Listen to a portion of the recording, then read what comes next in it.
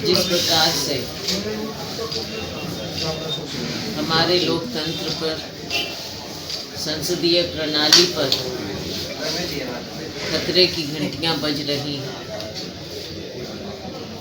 संसद में आपने देखा किस तरह से विपक्ष की आवाज़ को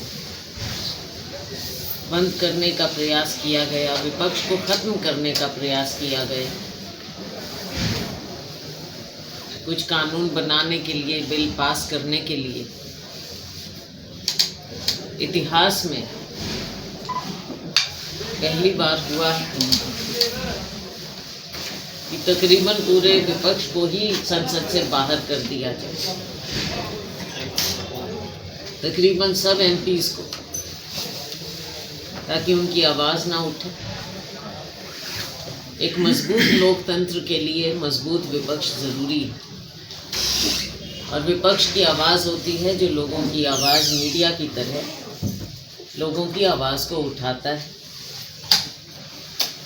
हर तरह का पक्ष रखने का लोकतंत्र में पूरा अधिकार होता है। संसद में भी विपक्ष का रोल है कि सरकार को चौकन्ना रखे, जो दूसरे व्यू होते हैं उनको भी रिकॉर्ड पर लाए। ये एक अच्छे स्वस्थ लोकतंत्र की निशानी होती है। लेकिन संसद में पिछले सत्र में जो हुआ वो दुनिया ने देखा। पहले राहुल जी ने आवाज़ उठाई, उनको संसद से बाहर किए। अब सभी सांसदों, विपक्ष के लोगों को तकरीबन, लेकिन देश में आवाज़ उठाने वाले लोग हैं। राहुल जी ने, खड़गे जी ने संसद में बात उठाई है, हमारे दूसरे नेताओं ने उठाई है, विपक्ष के नेताओं ने उठाई। राहुल जी ने कन्याकुमारी से कश्मीर तक यात्रा की, भारत जोड़ो यात्रा की। उसमें देश में एक फर्क नजर आया उसके। अब सबकी डिमांड थी कि राहुल जी पूर्व से लेकर पश्चिम तक एक और यात्रा करें, पहले दक्षिण से उत्तर तक की। तो अब पूर्वोत्तर से लेकर पश्चिम तक, मुंबई तक, मणिपुर से मुंबई तक राहुल जी यात्रा करेंगे। न्याय यात्रा है। देश में अगर न्याय नहीं होगा तो लोकतंत्र नहीं होगा, लोकतंत्र नहीं होगा तो न्याय नहीं होगा। दोनों बातें जुड़ी हुई हैं और राहुल जी फिर से यात्रा करने वाले हैं। हम सब का फर्ज बनता है, पूरे देशवासियों का फर्ज बनता है, मीडिया का फर्ज बनता है कि उनकी आवाज़ को दिखाया जाए, सुना जाए, और जो सत्ता पक्ष है उसके कान खोले जाएं, आँख खोली जाए। आज मुद्दे बहुत हैं, बेरोजगारी है, महंगाई है, लोकतंत्र को बचाने की बात। इन सब मुद्दों को उठाते हुए चुनाव भी आ रहा है, 2024 का लोकसभा का चुनाव है, और देश में लोकतंत्र को मजबूत करने का ये एक हमारा प्रयास है। राहुल जी की यात्रा के साथ साथ हम इन सभी मुद्दों को उठाएंगे। ये तो एक बात। हम अगर अपने राज्य की बात करें, इस साल हमारे राज्य में भी चुनाव होने वाले, लेकिन उससे पहले लोकसभा का चुनाव। मैंने पहले भी आप लोगों के बीच में बात की थी, और हमने, नरेश जी ने, किरण जी ने, मैंने फिर मीडिया के सामने बात रखी थी। हम हरियाणा में भी यात्रा करेंगे ताकि 10 के 10 जो संसदीय क्षेत्र हैं उनमें हम कांग्रेस को मजबूत करें। आज के दिन ज़रूरत भी है, हर राज्य महत्वपूर्ण होता है, हर राज्य में लोकसभा सीट हमको मजबूत करनी है।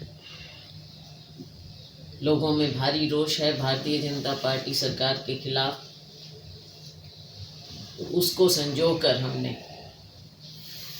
जहां एक और भारतीय जनता पार्टी का इनकी गलत नीतियों को लोगों तक लेकर जाना है। केंद्र की नीतियां हैं, राज्य की नीतियां हैं, लेकिन पिछली बार जो 10 की 10 सीट हम नहीं जीत पाए थे, अब हमने उसको बदलना है, विपरीत करना है। हमारा प्रयास है कि हम 10 की 10 सीटों पर कांग्रेस को मजबूत करते हुए कांग्रेस का झंडा फहराएं।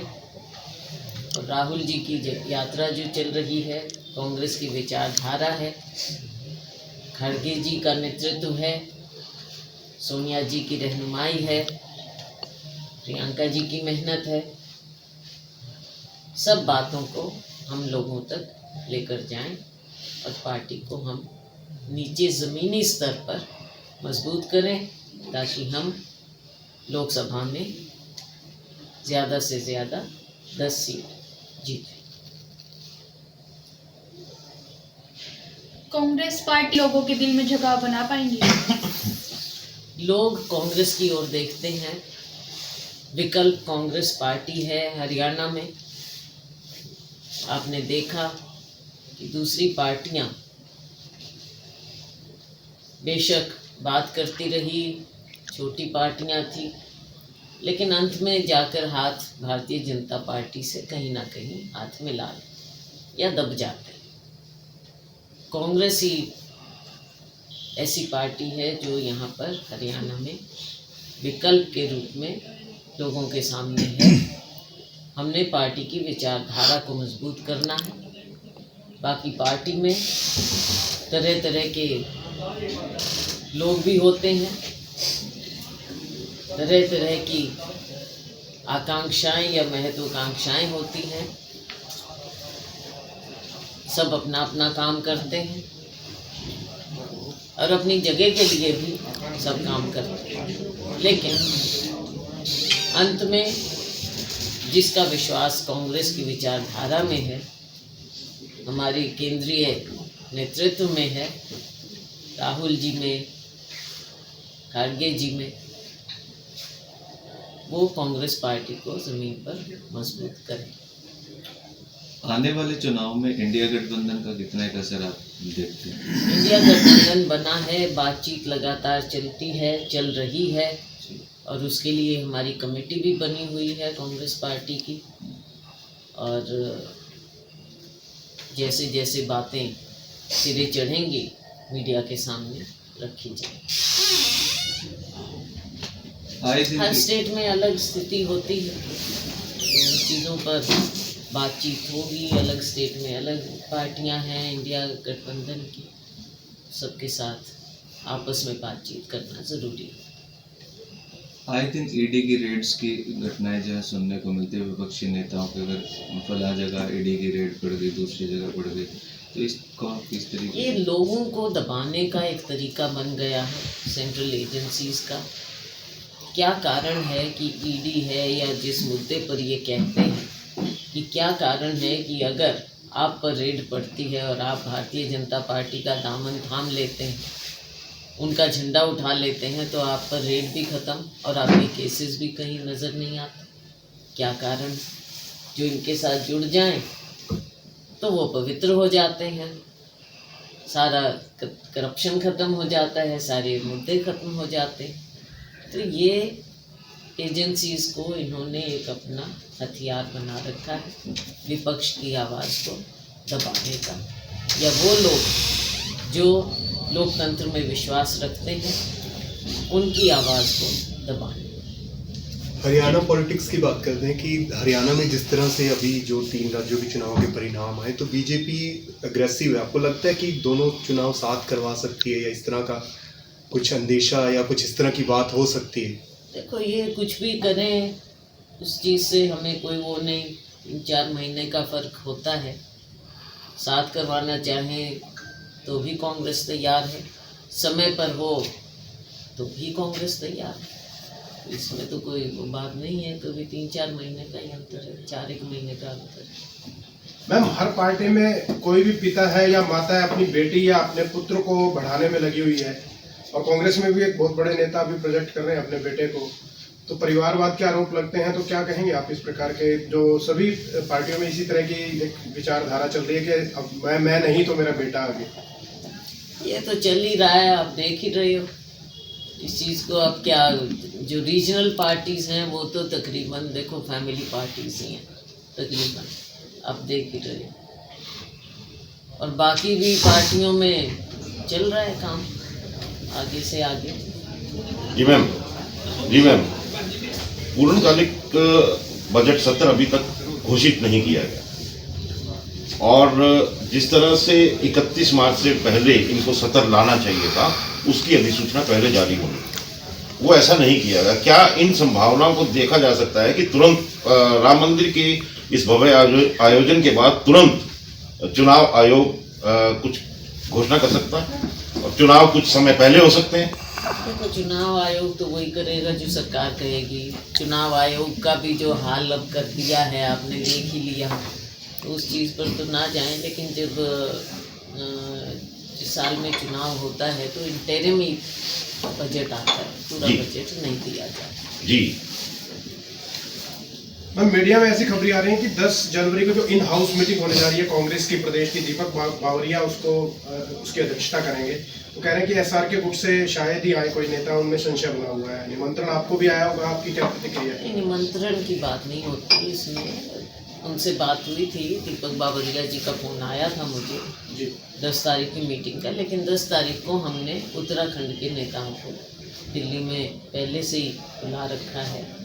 तो वो हमारी मीटिंग है, 11 को और मीटिंग है दिल्ली में, ट्रेनिंग प्रोग्राम्स हैं और हैं। तो उस संदर्भ में 10 तारीख को उत्तराखंड के नेताओं से मेरी बातचीत वहाँ पर दिल्ली में मीटिंग। अभी कुछ ही दिन पहले एक बहुत बड़ा वाहन गुजर रहा था जो पूरे उत्तरी पद की केवल दावेदार ही नहीं हकदार है, क्या कहेंगे उस पर, आपकी क्या प्रतिक्रिया है? अब देखो, सबके अपने अपने विचार होते हैं। जो जिसके साथ जुड़ा या ना भी जुड़ा हो, उसकी भावना हो, वो अपनी भावना, अब आपने देख ही रखा है कि हरियाणा में कितने लोग हैं और फिर कितने दावेदार हैं। ये तो कुछ लोग हैं जो सोचते हैं कि भाई ये सिर्फ उनकी प्रॉपर्टी हो सकती है। अभी ये तो लोकतंत्र है, और हमारी पार्टी में तो ये मुद्दा हमेशा बाद में हाईकमांड तय करता है। जैसा कि 3 प्रदेशों के चुनाव में जो हाल हुआ, मैम के प्रतिक्रिया, मतलब हाईकमांड से आदेश थे तीनों जो मुख्यमंत्री पद के दावेदार थे, चाहे वो अशोक गहलोत हो, चाहे कमलनाथ हो, चाहे भूपेश बघेल हो, कि कम से कम 40-50% कैंडिडेट्स के जो सिटिंग कैंडिडेट MLAs हैं उनके टिकट काटे जाएं, और वहाँ पर भी कोई अनुशासनहीनता पे कोई कार्रवाई नहीं। क्या कांग्रेस हाईकमांड को हरियाणा में ऐसा कोई संज्ञान नहीं लेना चाहिए कि एक तरफ एक नेता को निर्णय या बागडोर देनी चाहिए? बागडोर कभी भी आपको मैं बताऊं, आपने कई मुद्दे मिक्स कर दिए हैं अपने सवाल में। जहां मुख्यमंत्री सिटिंग होता है जी तो उनके नेतृत्व में 5 साल उनको मौका मिला होता है, सरकार चलाई होती है, तो वो लीड करते हैं कैंपेन। लेकिन उसके अलावा भी सभी नेताओं को, जैसा मैंने कहा, हमारी लोकतांत्रिक पार्टी है, सभी नेताओं को जोड़कर मिलकर चुनाव लड़ा जाता है। कोई भी एक नेता हमारी बड़ी पार्टी में, लोकतांत्रिक पार्टी में, कोई भी एक नेता ऐसे नहीं होता। पार्टी वर्करों की होती है, पार्टी सभी लोगों की, नेताओं की, सबके योगदान से होती है, और सब मिलजुल कर चुनाव लड़ते हैं। अगर मिलजुल कर चुनाव नहीं लड़ते तो उसमें नुकसान होता है। तो हर जगह प्रयास होता है कि सबको मिलाकर मिलजुल कर चुनाव लड़ा जाए। और मजबूती करनी है, पार्टी की मजबूती करनी है। अभी 17 तारीख से हम हरियाणा में कांग्रेस संदेश यात्रा निकालने जा रहे हैं। सभी पार्लियामेंट्री क्षेत्रों में, संसदीय क्षेत्रों में 17 तारीख से हिसार से शुरू करेंगे और पूरे 10 के 10 संसदीय क्षेत्रों में हम यात्रा को लेकर जाएंगे। रणदीप सुरजेवाला जी, किरण चौधरी जी और सभी साथी, और ओपन इनविटेशन है कि सब लोग इसमें साथ में जुड़े, कांग्रेस को मजबूत करें और आने वाले समय में हम 10 की 10 संसदीय सीटें जीतकर लोगों की उम्मीदों पर खरा उतरें। 17-18 2 दिन हिसार संसदीय क्षेत्र में हम लगाएंगे और शेड्यूल आपको आज कल में अपलोड करते जाएंगे अपने सोशल मीडिया पर।